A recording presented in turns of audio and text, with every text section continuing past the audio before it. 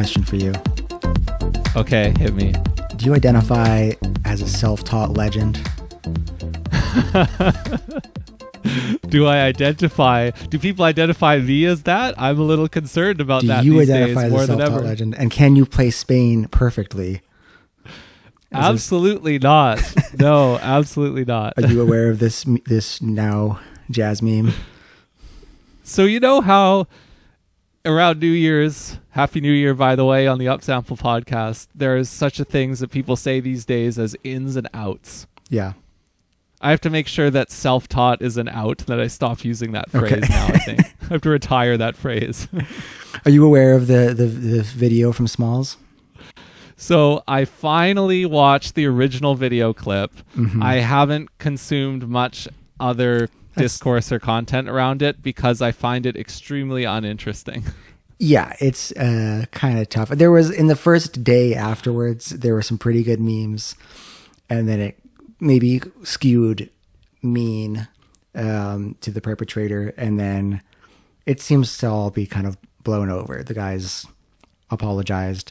To anyone watching who doesn't know what the hell we're talking about, Smalls is a very famous jazz club that live streams. Do they live stream all of their shows or just all the jams? The time? They have been for a long time. I almost wondering if will you let me explain it to you to see if I understand it correctly? Please. You might have as much context as I do, so hit me.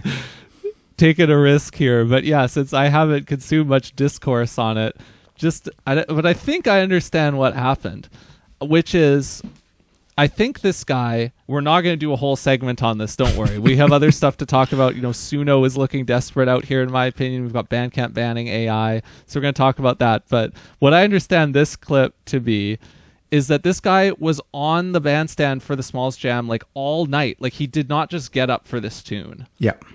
And then they came off and they were not playing Spain. They were playing some other tune. Mm-hmm. The band leader was playing some other tune. And like, they were frustrated with him, this guitar player. And they because of that, perhaps this is where my understanding starts to run out. Maybe they weren't letting him solo much or solo on every tune or something. And then he freaked out about it. Yeah. After having been there for a long time and being weird the whole time. Yeah. Basically, I mean, you're witnessing what would be, I would say, a pretty normal jam session meltdown in a public jam session, right? Like, I don't know if anyone of us ever witnessed anything of that gravity at Pat's, but that type of thing happens where someone who maybe is less familiar with the music hangs out for either too long or doesn't quite get the vibe and maybe isn't as familiar with the music. And this guy kind of just had a meltdown at some point, which culminated in him saying, I'm a self-taught effing legend and I can play Spain perfectly. And none of you other, people can play Spain or whatever. It was his, allegation. So that became a meme. Self-taught legend who can play which Spain. Is just meaningless at that point. So yeah, we know that it kind of broke down from there, and then it seems like other people saw him or other people talked to him. But I mean, I don't think there's really much of substance here, to be honest. So I kind of lost interest. No, yeah, exactly. This is just the only unique thing about it was that it happened at Smalls. This type of thing happens at jam sessions all the time because they are public events and they attract a certain type of guy. And, the fact that it happened at maybe the most famous jam session in the world quite loudly and abruptly, that's, I think, where it got a lot of attention. Where, again, nothing burger, but it, caused a bunch of jazz memes. It was definitely the thing that happened between the last time we spoke and now, wasn't it? It sure, in our world it was, for sure. Slow social media a couple of weeks, which is, really nice. Anyway, all that aside, you mentioned a couple things you've got for us this week. Where do you want to get started? I'm not up on either of these stories. Okay, I want to get started with Suno, which we have named before. Mm-hmm. I still have never used. I don't know if you've ever used Suno. Have you? I've never tried it, no. Well, a lot of people have, because I saw the headline that's already almost 2 months old now, from November 19th. Suno just raised $250 million at a $2.45 billion valuation, and it's generating $200 million in annual revenue, music business worldwide. So Suno's taking off as an AI music app, which has come up to us in its dealings now with the major labels, and it's the big player. It's the first mover in the space, right? Yeah. Yeah, Suno and I guess Udio being their other kind of competitor that does effectively the same thing. But Suno, it seems to be running away with it as far as brand reputation and I imagine quality of the product. That's like Rick Beato seems to love it. Yeah, this will be something to watch in 2026, right? Like, where does this market go? Does the second player, Udio, does it catch up? Does Suno remain the dominant player? Where does it go? Who else enters? This is a space that we're going to have to watch, even though I think you and I both aren't keen to use it anytime soon.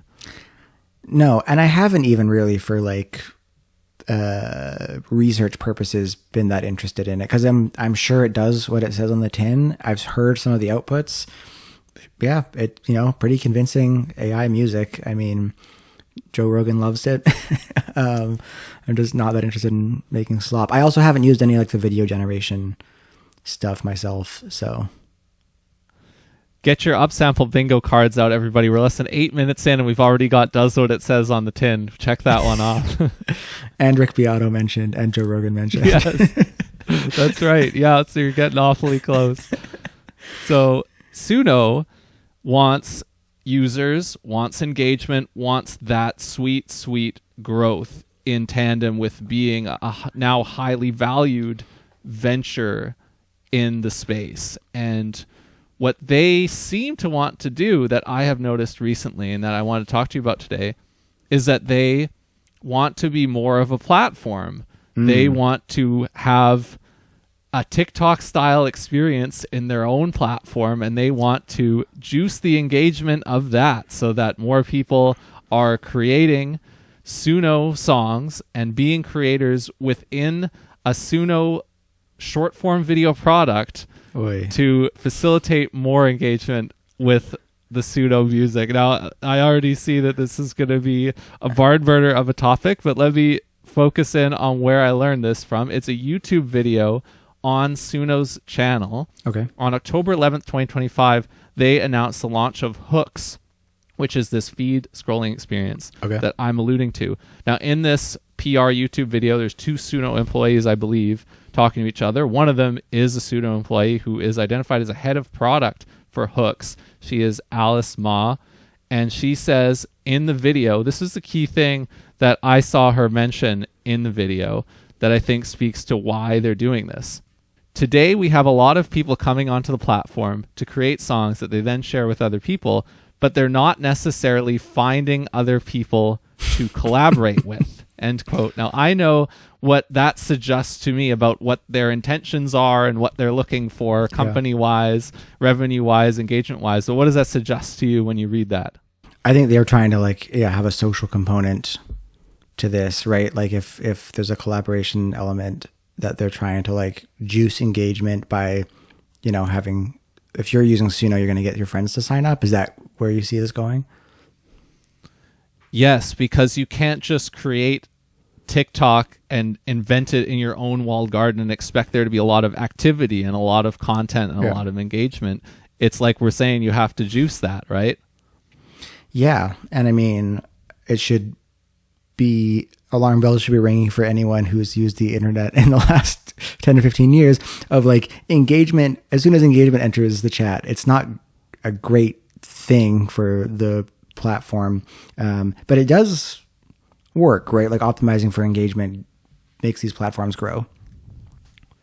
Yeah, well, let me tell you a little bit of what I observed of how Hooks is supposed to work from Suno's help docs. So you almost assemble it in reverse from how you would think of assembling an Instagram reel or a TikTok, but it is kind of this, it ends up being the same thing. So you pick a song that you made or liked on Suno. So you can do this with other people's Suno songs that are on the platform as well, like a remix style, which I believe you can also do with like an Instagram reel. So yeah, that still kind of checks out as being similar. So you pick the song, you choose a segment of the song, like time-wise, you scrub to it.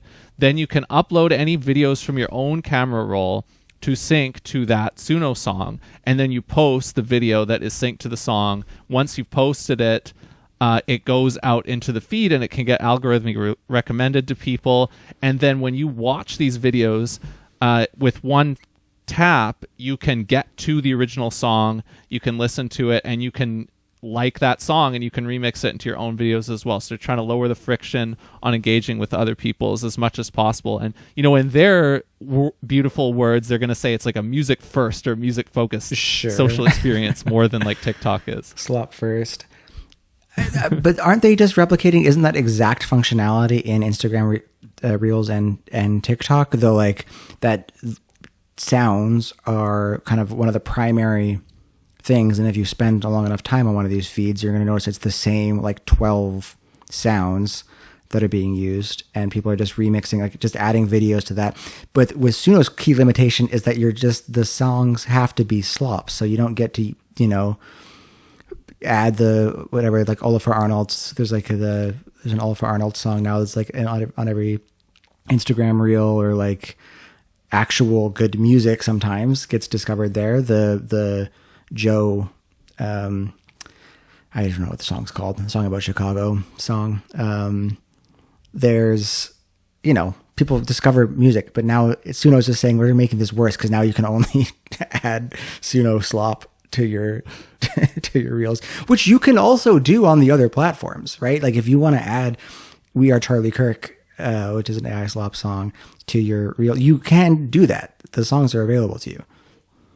I have to inject sports into this because we didn't happen to talk sports first. I mean, my NFL team just won on Monday. The team that I like, the Houston Texans, nice. They beat the most loathsome quarterback, Aaron Rodgers, of the Steelers. So nice. Very happy about that. But I don't know if you know that the Houston Texans, they have a player named Christian Kirk.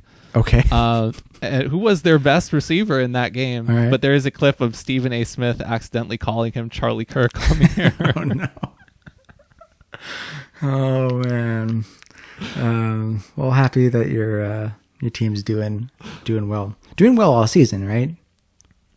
Yeah, the Denver Broncos will play the day after this episode airs because they got a bye because they were the best in their conference. So, see how that goes. But we'll see how that all shakes out for everyone. Yeah.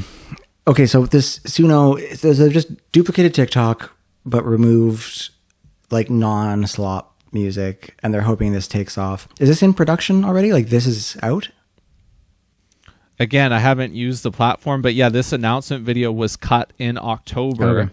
And we will soon see kind of where they're at with it and what they're trying to do, because they have put up a web page on their site where they've announced something called the Suno Partner Program. And on this page, they say they are looking for creators to juice the platform, to juice it with human engagement, human created videos from human musicians, from identifiable people, to seed this platform with activity. And they are willing to roll out the red carpet to some extent for these creators. Now, I will describe to you two sections that are on this Suno Partner Program page, okay, which you can look at through the link as well. But I'll tell you what the two most important sections are on this page, and I'll put them up on the screen. One of them says what you'll do, and the other one says what you'll get. And the you is the creators that they want to apply to this program and they want to have in a cohort of Suno partner creators. So under what you'll do, what they want you to do as a musician creator: post a minimum of 8 hooks and 2 songs per month. Pair each hook, that is the name for the video, once that you put in the feed after you assemble it, with a song you've published on Suno, as we were saying. Songs may be newly created music, existing music you fully own, songs created using Suno's built-in remix feature. So yes, no music from the major labels, no independent music, no videos of like me talking about what gigs I'm going to like it was Instagram. No, this is a walled garden. Yep.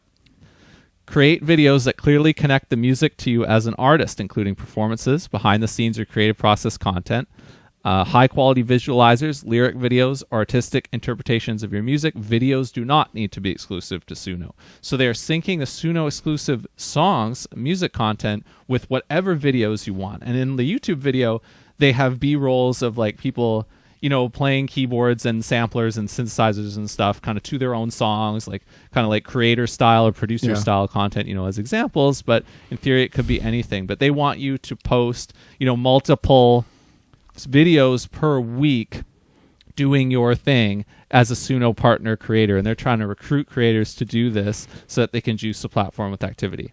That is really interesting that they're going this direction. And you could see, like, even from, I guess, the language that you've just outlined there, that they're like trying to provide some like artistic legitimacy to this, right? I don't know if you've seen also online, there's people like prompt artists or whatever, like AI image generation artists who like, and I think many of us and our friends we would talk to would say like, that's, like creative, it's not particularly creative work generating AI images or AI songs, right? And so instead of Suno leaning into like, they could just go like the silly slop posting route, which is probably what it's actually going to be used for if this platform gets any traction at all, right? As being able to make just like thoroughly ridiculous AI music. Instead of doing that, they're going like the legitimate way of like trying to have artists show like, oh, no, I'm a serious artist and I'm making music on Suno, which is dark to me, but and they're trying to improve their reputation by showing that artists actually want to work with them. Right. Yeah. I think the whole time, right, Suno's argued that like, oh, we're a tool for artists, and that's why they can get away with like pirating all of this stuff, right? They've got the democratizing angle that they can play. Are there still pending lawsuits about them pirating all music of all time? That is beyond the scope of this video. In the meantime, let's continue with how they want to reward these creators for taking this deal. In the section that says what you'll get, monetization, base pay $10 per hook posted, up to $600 a month. So you can post up to 60 hooks in a month and get paid a little bit for each of them. View bonuses, $5 for every 100 organic views on a hook, up to 1,000 total a month. Follower milestone bonuses, $1,000 for 1,000 plus organic Suno followers, $5,000 for 10,000 plus. Discovery and distribution. So not only will they pay you, but they will make you one of the top dogs on the platform. Boosted distribution on hooks, consideration for features on editorial playlists, which I didn't know were part of the picture here. Interesting. Which can drive 50K plus plays on your music. So maybe Suno wants to add that element to this new platform as well. They want to curate from the Suno songs, right? Including the videos that get posted of them. Interesting. Exposure to a music-loving audience actively looking for new artists. Sure. Access and support. Free Suno Premiere, maybe that's a video editing app, and Suno Studio, which they say is a DAW. Direct access to Suno team and invite-only events. Early access to features and opportunities to influence the roadmap.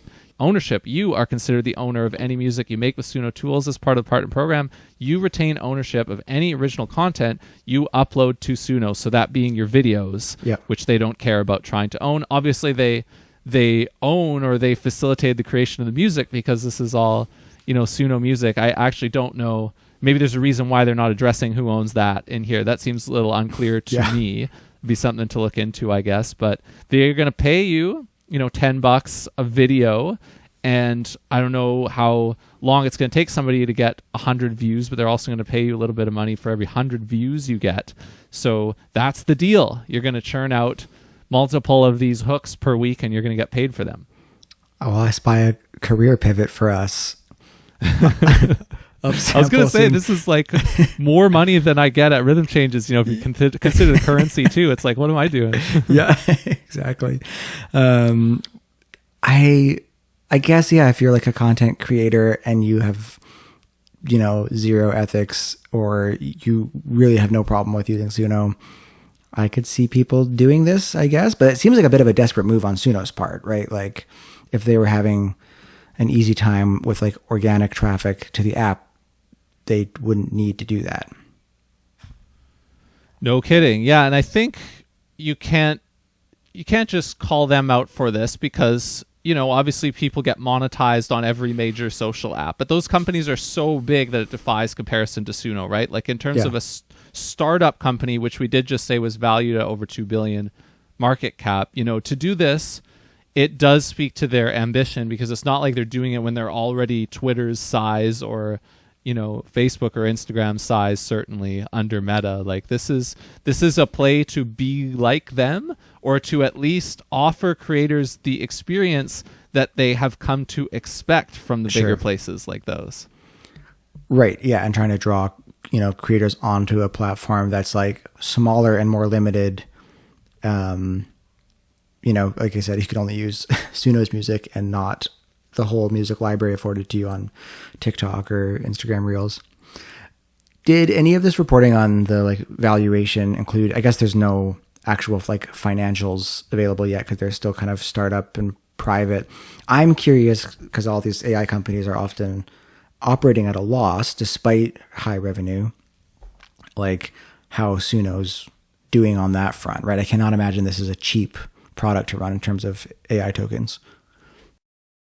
It must be a lot, right? Like I'm thinking of products that are most famously, I think in my world, is an app called Cursor, which is like an AI coding tool. It's just like a code editor that has you run, any of the large language models, OpenAI or Claude or whatever in your code editing window. And it's just a nice visual, it's a pretty simple app. But they operate at a loss because they provide you the tokens to use these services, Claude and OpenAI, cheaper than what they have to pay those foundation models. So, the end user pays a Cursor a monthly fee, and Cursor has to pay OpenAI and Claude set fees. And I guess basically they just don't make money on that deal yet. They just so they'd either have to really crank up the licensing costs or figure out something else, or partner with one of these apps, which hasn't happened yet. That remains to be seen. However, in the meantime, Suno are not just taking it for granted that they are going to put up this partner program page and that they're going to receive inbound applications from all the partners that they want. No. In fact, they are willing to spend real time and resources to send outbound requests to encourage people to apply to this program. And the reason why I know this, indeed, the reason why I brought this story to Upsample at all was because one of our friends, who is a Vancouver musician, who is not a famous musician, even in Vancouver, I would say, is just kind of one of us. Cool. Vancouver musician, active on the local scene, does not have an international profile, that's for sure. Not even a national profile, not a big streamer. A musician in our scene, an instrumentalist, received an email. That email came from somebody who did not have a Suno.com email address. And they shared this email to me, this person who received it, after I noticed on their Instagram stories that they were talking about Suno and AI issues, and we ended up having a conversation, which led to me seeing this email. So here is what the email said.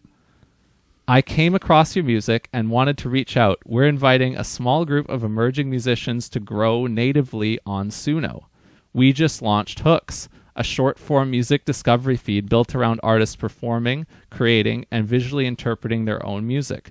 The goal is to help new artists get discovered by a new and quickly growing music-first audience of 50 million users. They continue on this email, which I believe came in on January 12th, maybe the 12th or 13th, earlier couple days of this week. As a partner, you post 12-plus monthly short performance or creative videos tied to your music, get boosted reach to a large audience actively looking for new artists, earn monetization of up to $1,300 a month. No exclusivity. Videos can be reposts. We're only accepting up to 100 creators in this early phase.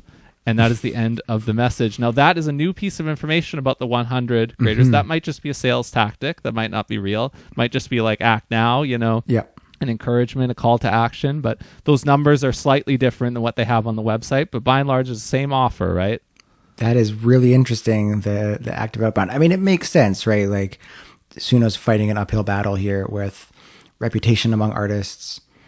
And, there's like enough platforms for people to worry about. So they're going to have to like chase people down.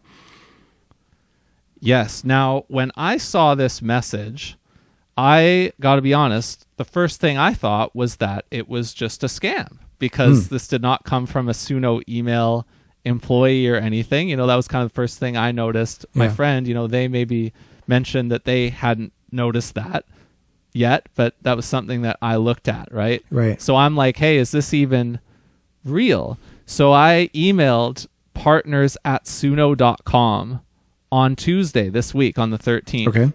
And I got a reply back within 5 minutes from partners@suno.com. And this is what they said to me in full. Nice. Hi, Will. We are using an agency to help us identify eligible musicians for the program. So yes, this is legitimate. Feel free to apply if you're interested, or let me know if you have any questions. Smiley face. Within 5 minutes means it's a pretty slow day on the partnership desk at Suno. And it, seems a bit like it could be an auto-generated response. I don't know how often they're answering that specific question, but certainly came back fast. To me, this was not signed by any particular individual who works at Suno. That was the entirety of the message I got back. But yes, this person who reached out to our friend here was working on behalf of Suno to solicit applications to the Suno Partner Program. They are out there asking musicians in small scenes like ours in different countries for them too, over here in Canada, to try and apply to this program. That is the extent to which they're currently looking for creators who they can pay to produce a decent volume of videos that they know are going to be high quality enough to juice the platform. That is very interesting. I know I was saying that like this all feels a bit, desperate and new, but I wonder how much of this happens with a nascent new platform, like even when like Instagram Reels started, right? Like when you've got the Instagram photo stuff, and then, Instagram, this is back in my memory now, but would encourage existing popular creators, and I don't know if that was like financial incentives or whatever, just saying you're going to get boosted, to say like, hey, we would like you to start making reels. And I imagine they got some sort of at least engagement bump or whatever, like Suno's offering like this preferential treatment. And I'm wondering about like Threads as well, if there's like they reach out. I'm sure that on some level this like B2C marketing stuff, they need some people. It's weird that it's touching our scene, and even on like a smaller creator, a smaller scale musician. And I wonder what response they're getting, if it's just ridicule or if anyone's actually taking them up on it. Well, I'm not going to share what our friend responded, but they did reply to the email, and I think ridicule would be an accurate description of what was in the response. Oh man. Maybe on another episode we log into we log into Hooks and we see how bad things are in there. Oh dear. Yeah, I mean, I think, again, I'm not going to share what they said, but in the response, but there was a response, and I think ridicule is definitely what it was said. And I don't think that's uncommon that this is what they're getting in response. My reply of like, hey, check out this email that didn't come from you, is this legitimate? It's probably above the median niceness of the replies they're getting, looking at who they're asking. Yeah. Yeah, I wonder if this is like pure naivety on Suno's part, if they're just assuming that the bad press they're getting is like just bad press. Like that's just like people are going to be negative about a new thing, but like the average person is like totally down with this or doesn't care or whatever. And then they're just like being shocked that artists are enraged at their existence.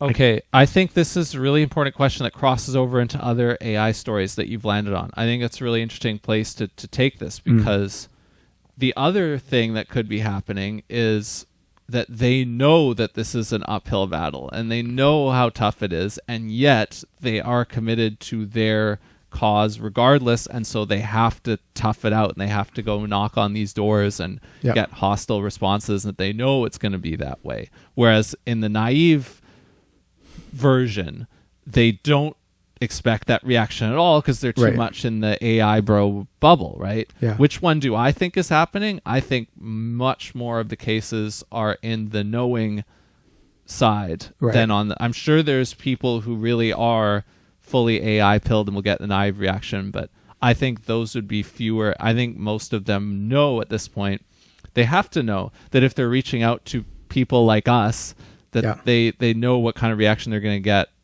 by and large, and that they know that they're going to try and do it anyways because they are writing off those people as customers, users, partners anyway. They're just trying to find the minority who, like you said, don't find it to be compromising.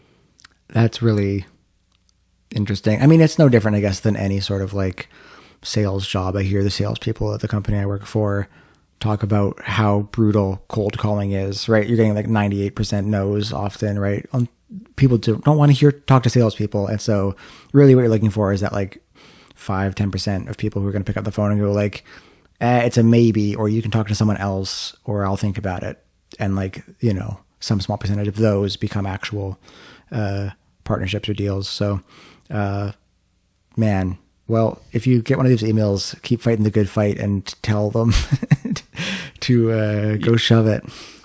Yes, and if you are watching this and you have also received these outbound emails, let me know, because I do only have the one, which I was able to confirm was legitimate, but I have only seen the one. I was going to check the Tour de France lost inbox. I wonder if we've ever got something from there. We got a pretty... I doubt it because we're not very active anymore. So, good Russian spam in that inbox. Actually, that's what I got right now. That's cool. I can't read it. Yeah. Okay. So we will watch this space Suno in 2026 with eyes rolled, and we'll see what ends up happening. You know, you mentioned Threads. Like Threads should probably be out there doing this right now because I don't think there's a lot of engagement on Threads as it is, but yeah, this is something that you need to do if you want to start a cursed slop platform in this current year. You have to juice it somehow, and you have to at least do it with humans for now. So that's why they're out here tracking us down. Wild stuff. What else you got for us? You mentioned Bandcamp. Yes. So the second of the two things that I wanted to talk to you about this evening was a blog post that went out on Bandcamp's site. On the page is titled Keeping Bandcamp Human. And the browser title is Bandcamp's Mission and Our Approach to Generative AI. Now, it's a pretty quick read. I will jump to the most relevant part of it where they say, quote, our guidelines for generative AI in music and audio are as follows. Music and audio that is generated wholly or in substantial part by AI is not permitted on Bandcamp. Any use of AI tools to impersonate other artists or styles is strictly prohibited in accordance with our existing policies, prohibiting impersonation and intellectual property infringement. If you encounter music or audio that appears to be made entirely or with heavy reliance on generative AI, please use our reporting tools to flag the content for review by our team. We reserve the right to remove any music on suspicion of being AI generated, end quote. So Bandcamp have entered the chat.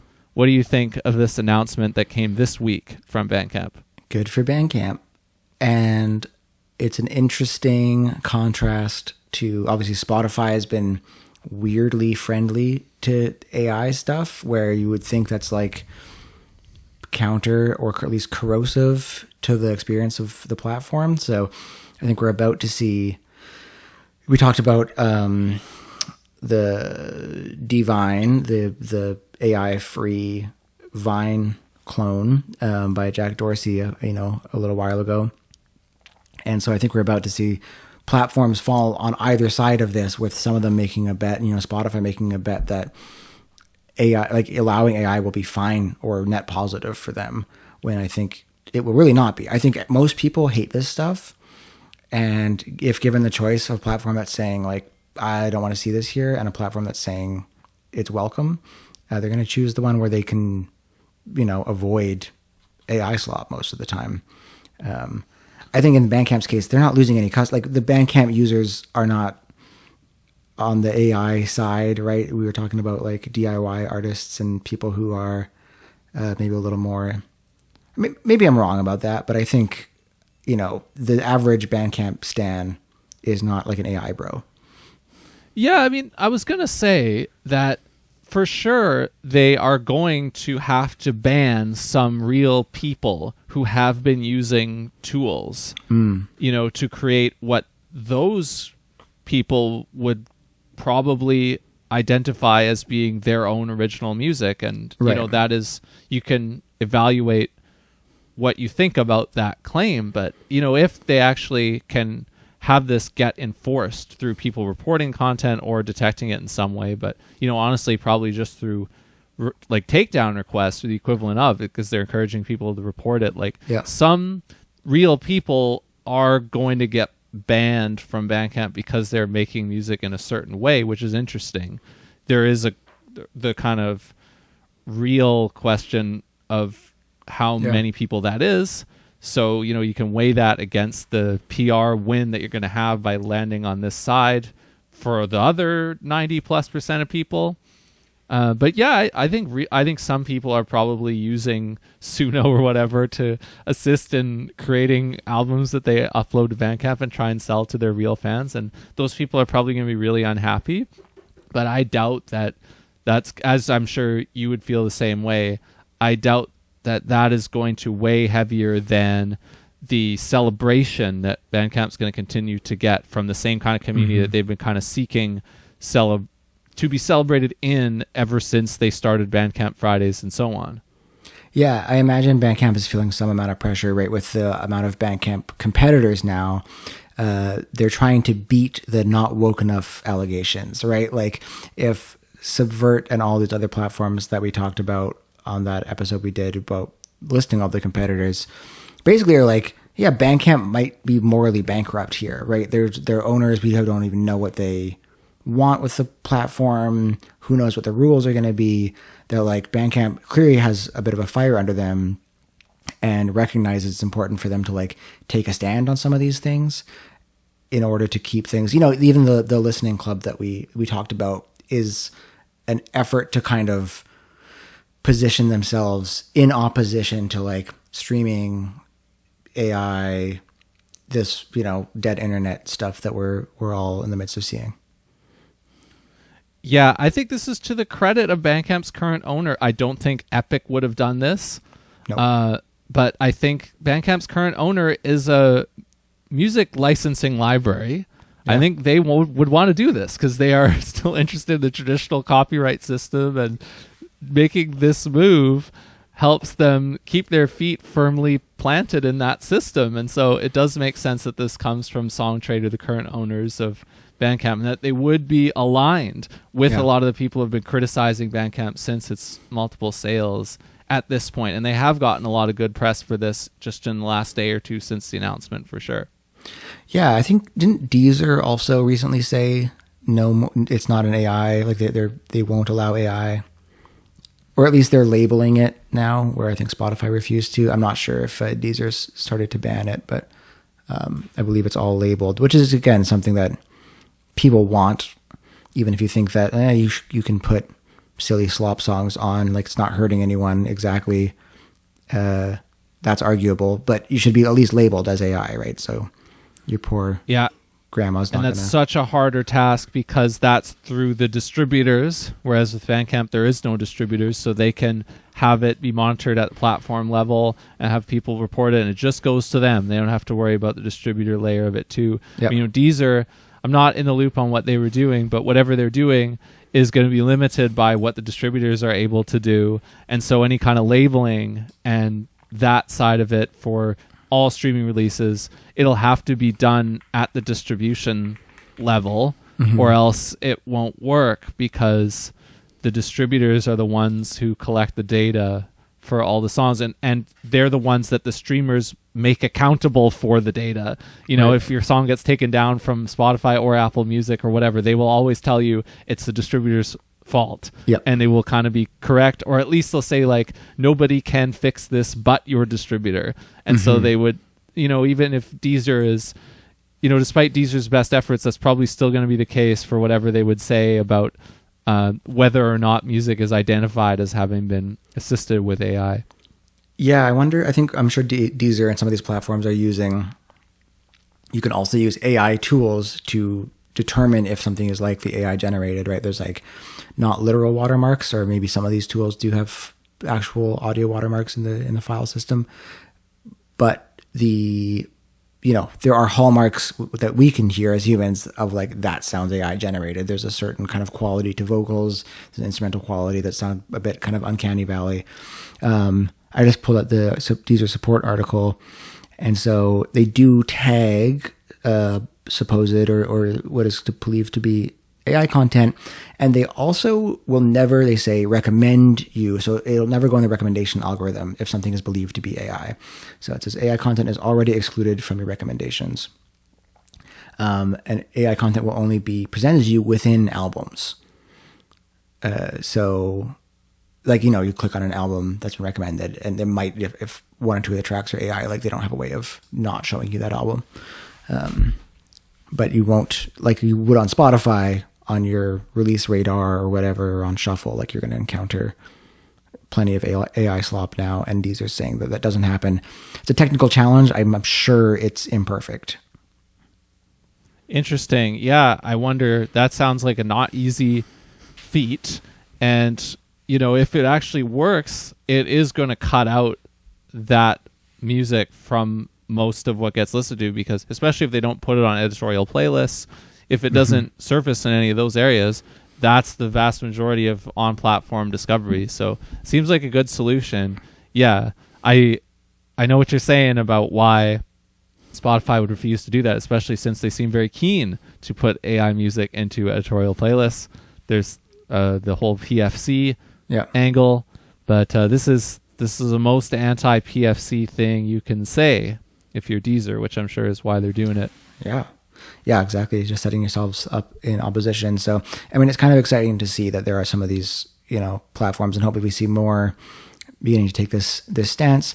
And then, like, frankly, the sickos who want a bunch of AI slop in their streaming platform, they are welcome to use Spotify, and everyone else can leave and choose something else, right? Like, then we get actual market competition of like, what's the better product here? People can like choose something that they would prefer to use instead of just the biggest player, because I think the biggest player is soon going to become unusable.